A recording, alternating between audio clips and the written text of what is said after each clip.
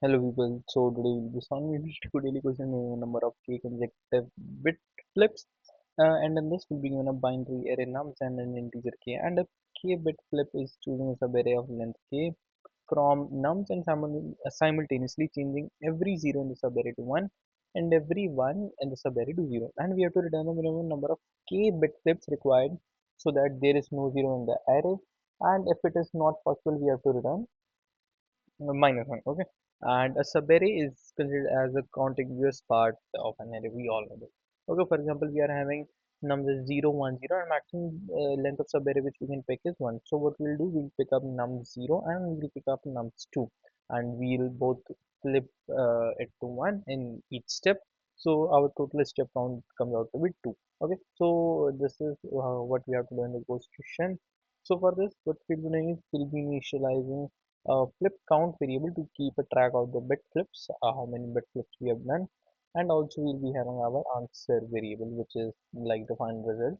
And then what we'll be doing is we'll be traversing in the string that is in the array. So for int I equal to 0, I less than nums dot length I plus plus.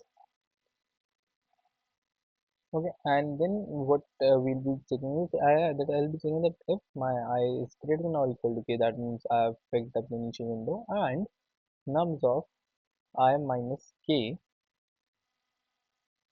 is equal to minus 1. I'll tell you this minus 1 logic afterwards.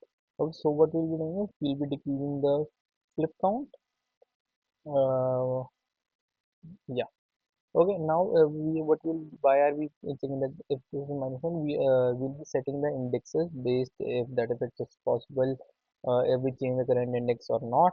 Okay, and then what we'll be doing is I'll be checking that if flip count mod 2 is equal to my nums of I.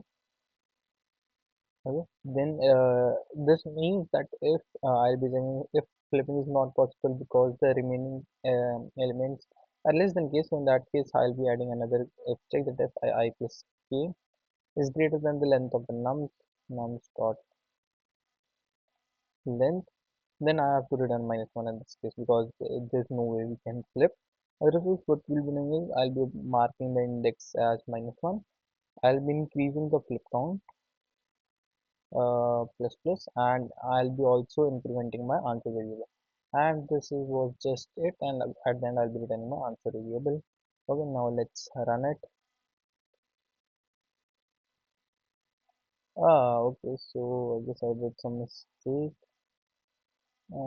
Flip count number of 5 minus 2 for and I equal to 5 is greater than or equal to k, and number of I minus 2 is equal to minus 1. Flip count. Okay, if flip count nums I, oh sorry, nums I is equal to minus 1. Yeah, now let's run it again. Yeah, and it gets accepted. Now let's submit it.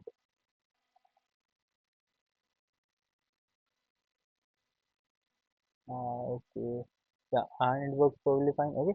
So this was the video. Thank you for watching.